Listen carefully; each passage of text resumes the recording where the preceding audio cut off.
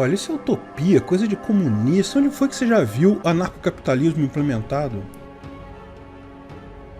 Sociedades sem governo coercitivo, sem ordenamento jurídico uno, sem violência contra cidadãos, não são novidade. Existiram vários exemplos que se aproximaram bastante de tal paradigma ao longo da história humana, e alguns existem hoje. Nenhum de forma perfeita, mas vários chegaram muito próximos do ancapistão ideal. É importante entender que o ancapistão que está por vir é fundamentalmente diferente dessas situações do passado, posto que o ancapistão que virá é baseado no acesso amplo e barato à informação. Portanto, tenha em mente que o ancapistão que vemos como inevitável em alguns anos não será como esses exemplos. Veja o vídeo Por que o Estado vai desaparecer para entender por que isso é inevitável. De qualquer forma, avaliamos alguns casos passados, seus acertos e seus erros, porque isso é uma oportunidade importante para aprendermos o que pode dar certo e com o que temos que tomar cuidado no nosso ancapistão futuro.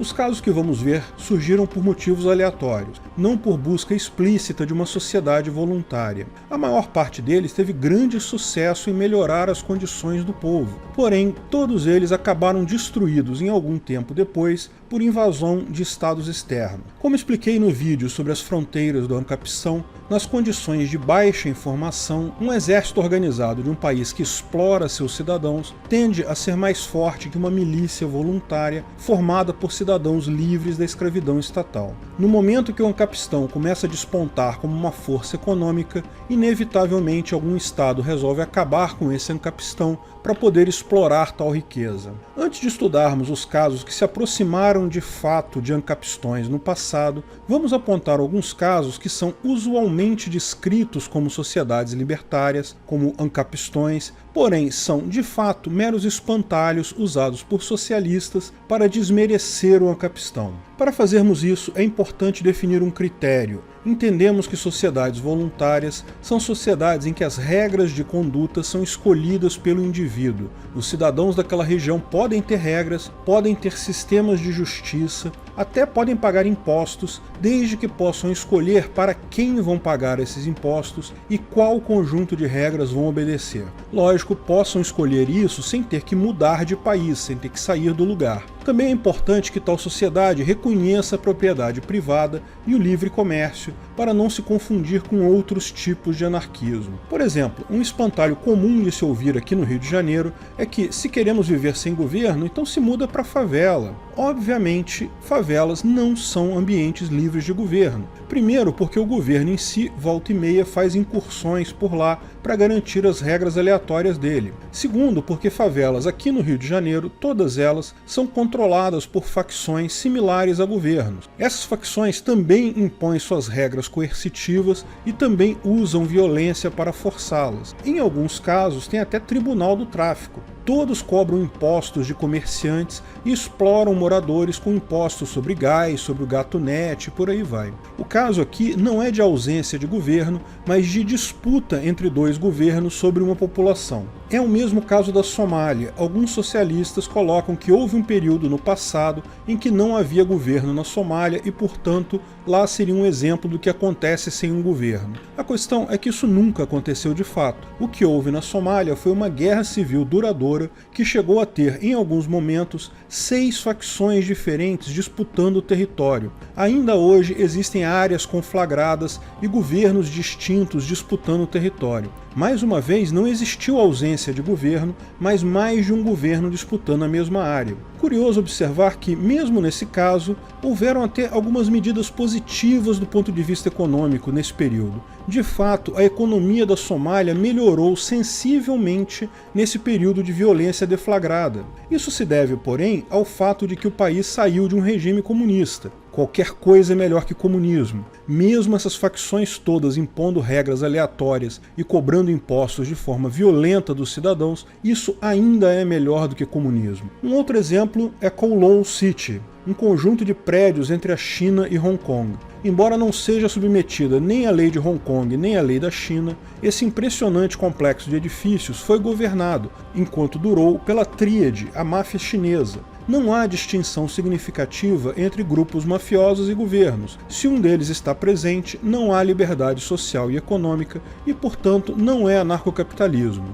Existe uma outra situação que também é erroneamente apontada como um ancapistão. Tribos de índios não contactados, por exemplo. Embora muitos deles vivam na região geográfica de um país, geralmente não têm contato com ninguém de fora, vivem conforme seus próprios costumes. Porém, isso não quer dizer que não exista uma estrutura de poder definida ali, com punições físicas para quem não se comportar conforme os padrões estabelecidos. É notório que a questão dos índios é mais cultural do que uma organização formal de poder. Porém, isso não deixa de ser uma limitação à individualidade. Superados esses exemplos errados, vamos a alguns exemplos que eu considero válidos, embora novamente ressalte que são situações aproximadas. Todos esses casos têm características de estados constituídos, apenas algumas características próprias do anarcocapitalismo. A República de Cospaia foi um pequeno país dentro da Itália que existiu do ano 1440 até 1826 na região da Úmbria.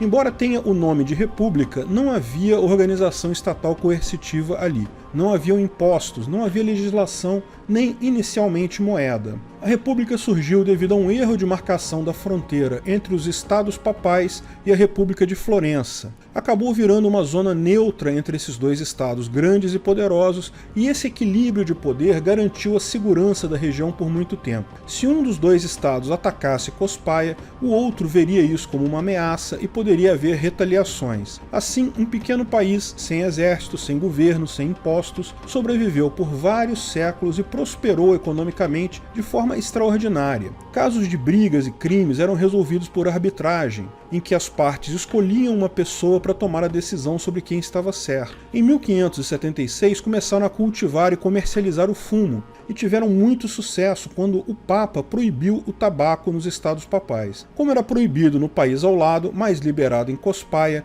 isso se tornou uma fonte de recursos enormes. Infelizmente, o sucesso foi tanto, eles enriqueceram tanto, que os estados papais simplesmente anexaram a república em 1826. Como não havia exército, não se pode nem chamar isso de uma invasão. Foi simplesmente uma anexação. A Islândia, entre os séculos 9 e 13, também é um exemplo interessante. Logo após a colonização da Islândia pelos vikings, o povo lá começou a se organizar sob uma estrutura de gods, ou chieftains. Um god é um líder que dita regras de conduta para um grupo de pessoas e atua como juiz em caso de problemas entre essas pessoas. Só que os gods não estavam limitados geograficamente, você podia escolher o god que achasse melhor para se associar, bem como poderia mudar de god caso não estivesse satisfeito com o seu atual. Exatamente como sociedades de leis privadas propostas por Hoppe. Note também que os gods faziam leis e faziam justiça, mas não havia um poder executivo, ou seja, eles não faziam nada, apenas mediavam conflitos entre pessoas. Havia ainda o Conselho dos Gods, ou Althing, que resolvia casos entre cidadãos de gods diferentes. Havia também algumas determinações legais oriundas deste conselho, que é reconhecido hoje como o mais antigo parlamento continuamente em operação no mundo. O fato de haverem leis comuns se afasta do ideal anarcocapitalista. A execução de sentenças também tinha uma característica curiosa. Se você fosse condenado em um tribunal, ou seja, por um god, e se recusasse a pagar a indenização devida, você era considerado um fora da lei, o que significava que qualquer pessoa poderia fazer o que quisesse com você sem sofrer consequências legais. Assim, o mais comum era a pessoa ou fugir da Islândia, ou então ser morta e ter todos os bens roubados. Um grande incentivo a obedecer a decisão do god. Da mesma forma, não havia um exército formal para defender o país, o que era possível devido ao país ser uma ilha relativamente isolada e ainda porque a Noruega considerava a ilha sua propriedade, mas não exercia tal poder. Justamente em 1220, o rei norueguês começou a cobrar vassalagem dos súditos, cobrar impostos, o que levou a vários desequilíbrios no sistema e, ao final, a transformação num sistema tradicional. Os gods passaram a ter um território demarcado, a executar tarefas e pagar tributos ao rei. Repare que o parlamento dos gods é o parlamento islandês atual, ou seja, a estrutura não se rompeu, apenas abandonou a sua característica voluntária. Outro exemplo é a Irlanda, outra ilha que também desenvolveu um sistema similar. Na Irlanda, os clãs, ou tuatha, eram organizações similares em que um líder, o rei do clã, comandava as pessoas definindo leis, julgando casos, mas novamente não havia delimitação geográfica, as pessoas poderiam escolher qual clã queriam pertencer, poderiam trocar de clã conforme desejassem. Não se sabe o início desse sistema, apenas a partir do século VII encontra-se evidência real de tal sistema em funcionamento. Alguns historiadores com base em poemas acreditam que já funcionava desde o século III, porém não há evidências fortes disso. Com a invasão inglesa da Irlanda no século XII e posteriormente a introdução do ordenamento jurídico britânico, o sistema foi abandonado. Os clãs ainda são definidos na Irlanda, mas hoje apenas culturalmente e associados a uma família, O'Neill, MacSweeney, O'Connor, ou seja, viraram uma espécie de sobrenome sem qualquer relevância política.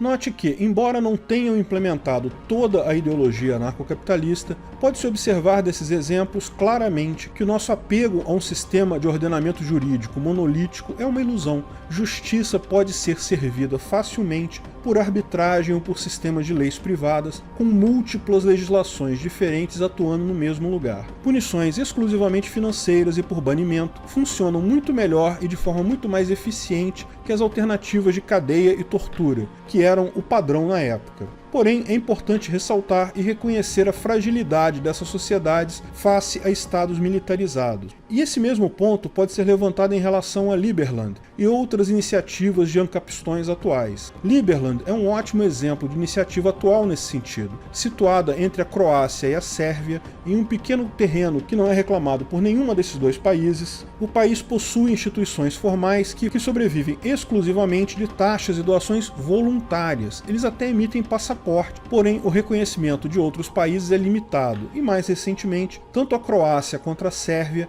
têm impedido pessoas de chegar a Liberland. Em todos os casos, no momento que for conveniente a um Estado, eles simplesmente poderiam anexar a região. Da mesma forma, uma milícia que se torne muito poderosa dentro de um ancapistão pode facilmente tomar o poder e estabelecer um Estado. Por isso, a importância do aspecto econômico. Uma sociedade voluntária, para ser estável, precisa garantir que obter poder por trocas voluntárias é mais barato e simples do que obter poder pela força. Ter um grande exército, estoques de armas, tudo isso é algo muito caro. A descentralização e especialização da produção garantem não apenas o maior ganho de eficiência, mas também impedem que o mesmo grupo tenha acesso a todas as etapas para a montagem de um exército. Além disso, podem surgir acordos voluntários similares à OTAN, porém entre indivíduos, do tipo: se você for atacado, eu prometo ajudar na sua defesa e boicotar o agressor. Muitas pessoas participando de pactos desse tipo podem ser encarados como uma barreira adicional a tais abusos. Nem tanto pela defesa em si,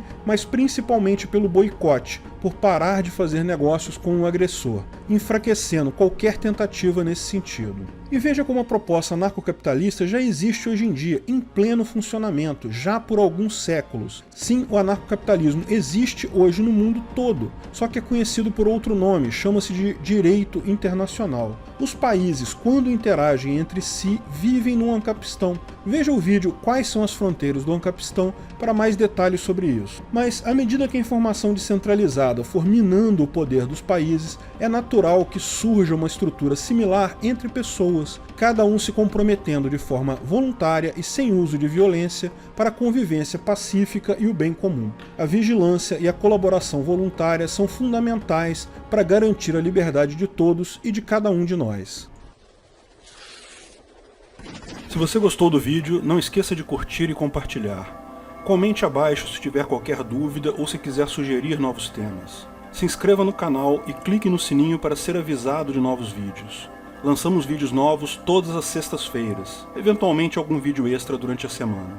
Agradeço a todos os nossos apoiadores no Patreon, Apoia-se e Subscribe Star, principalmente nossos apoiadores VIPs, areanobre.com.br, Bob Dias, Bruno Brinatti, Delcio de Castro Júnior, Keller, Fabrício Biasotto, Gabriel Carres, Matheus Azevedo, Matheus Nardi, Onias Vieira Júnior, Rodrigo Andolfato, Thiago Abreu, Washington Matos Poloto. Se quiser contribuir com o canal, ajudar na divulgação do anarcocapitalismo, veja na descrição do vídeo de que formas você pode fazer isso.